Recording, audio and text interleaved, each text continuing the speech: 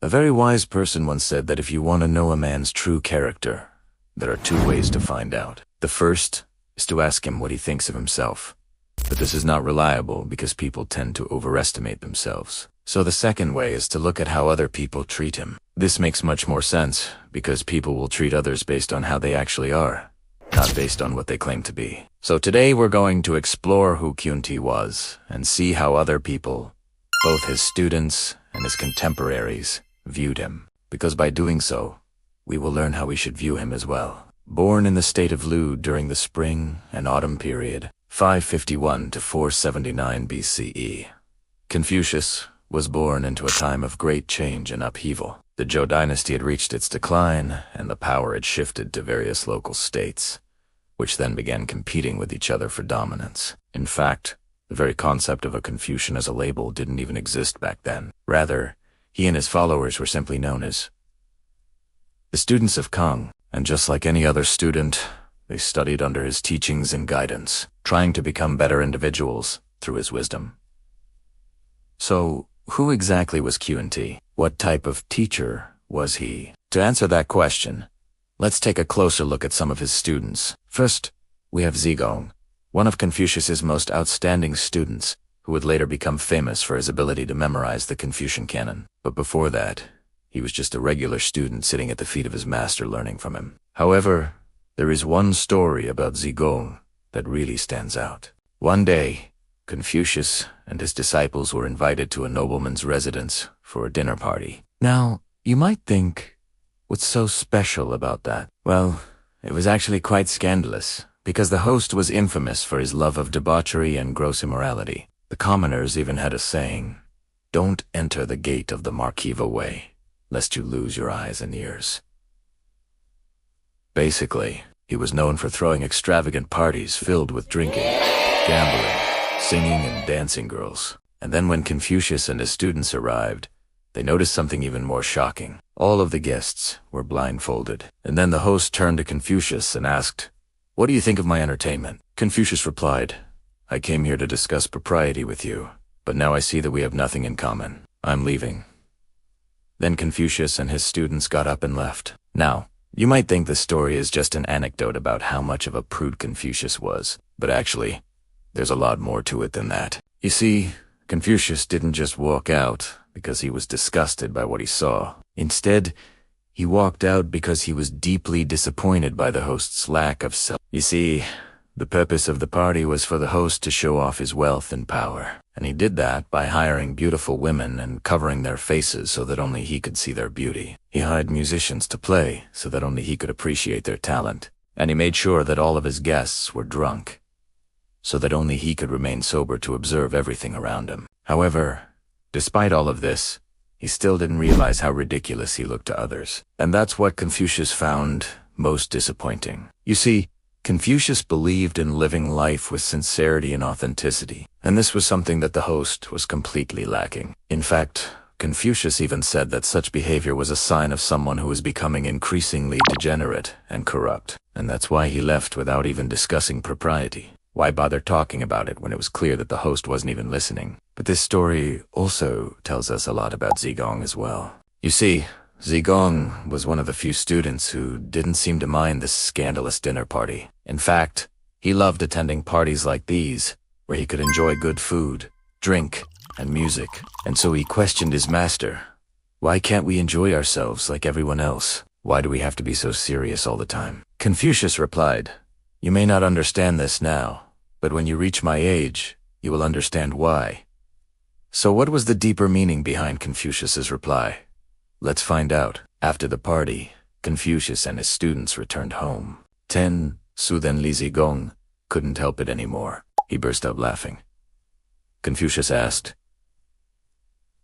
"Why are you laughing?" Zigong replied, "Think about how ridiculous the host was. He covered up his ugly wife so that only he could appreciate her beauty. He hired musicians to play for his enjoyment, and he made sure that all of his guests were drunk, so that he could be the only sober one at the party. I can't stop laughing at how ridiculous he is."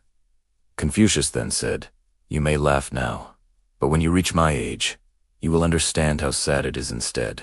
When Zigong finally reached his master's age, He understood the sadness behind Confucius's words. You see, as a young man, we often think that we're invincible and that we'll live forever. But as we get older and start to lose our health and our vigor, we begin to realize how precious our time is and how important it is to live it to the fullest. It's like when you're driving a car and you hit the brakes. The car doesn't immediately stop, but rather it continues moving forward until the wheels come to a halt.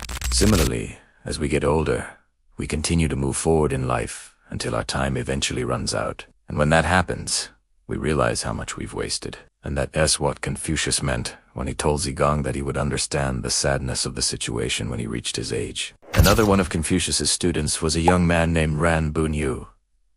Unlike Zeke, he wasn't particularly famous, but that doesn't mean that he wasn't an exemplary student. In fact, there's a story about him that shows just how dedicated he was. One day, Confucius and his students went on a trip, and they stopped at a village where they needed to stay the night. Suddenly, a heavy rainstorm began. After looking around, Confucius decided that the best place for them to stay was in a certain family's home.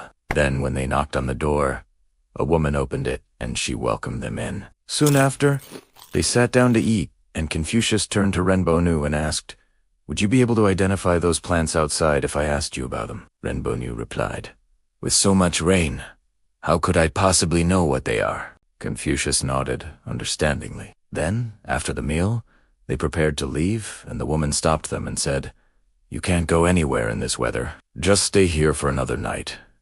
Confucius agreed. But then he turned to Renbonu and asked, "Can you identify those plants now?" Renbonu replied, "Yes, I can." Confucius smiled and said, "That's the difference between a fool and a sage. A fool remains ignorant, while a sage uses ignorance to gain knowledge." Then that night, Renbonu rushed outside in the rain and memorized every plant that he could find. He even noted their characteristics and how they differed from each other. And the next day, when Confucius asked him about them, he was able to identify them all correctly. This story teaches us that a sage is someone who turns every situation to their advantage, while a fool does not. And that's exactly what Renbonu did. When the rain began, he could have complained and said that it ruined his plans, but instead, he used it as an opportunity to learn. And this shows us that Renbonu was a highly dedicated student. He took every chance he could to learn from his master. And even when there wasn't a lesson, he still found ways to apply his teachings to his own life. And this brings us to the final student, and arguably the most famous one. His name was Yan Hui, and he was known for his intelligence and quick wit. In fact, Confucius once praised him, saying that if he were allowed to have a son like Yang Hui, he wouldn't even need to worry about the entire future of his teachings. That's how much potential Yan Hui had. So let us take a look at a story about him and see what it tells us about Confucius. One day, Confucius and his students were walking through the marketplace when suddenly a butcher called out to them, "Hey, Mr. Kong, do you know how much pork belly costs?" Confucius replied, "How should I know?" The butcher then said, "You don't know anything, Mr. Kong. How can you claim to be a teacher?" Hearing this, Yan Hui couldn't hold back, and he shouted, "That's right. My teacher doesn't know the price of pork belly, but he does know the price of human kindness."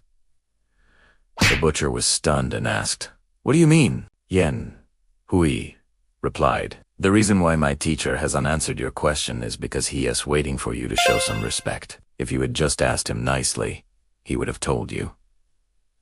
This story teaches us that true knowledge is not just about facts and figures, but also about how to apply them in real life. And it also shows us that Confucius valued respect and manners above all else. And these three stories give us an idea of the type of students that Confucius attracted and the qualities that made them stand out. They weren't necessarily the smartest or the most talented, but rather those who were humble, curious, and dedicated to learning.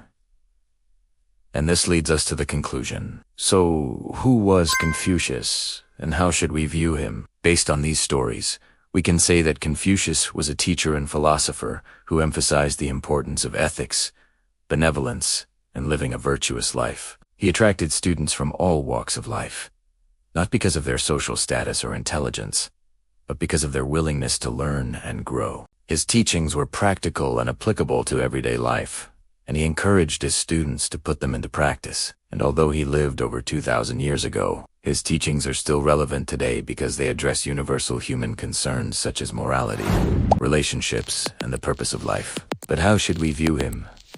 As someone perfect or someone flawed? Well, the answer is that he was both. Despite his wisdom and insight, Confucius was also a regular human being with strengths and weaknesses. In fact, there are many stories about his flaws and mistakes, and it's important to acknowledge them because they make him more relatable and human. It also shows us that he did unclaim to be perfect, and that he was willing to admit his mistakes and learn from them. Overall, Kunti was a great teacher, philosopher and role model who showed us the importance of ethics, humility, and sincerity. By studying his life and teachings, we can strive to become better individuals and make the world a better place. Alright everyone, that's it for today. I hope you enjoyed this video and learned something new. If you did, please give it a thumbs up and subscribe for more content. Thanks for watching, and I'll see you in the next one.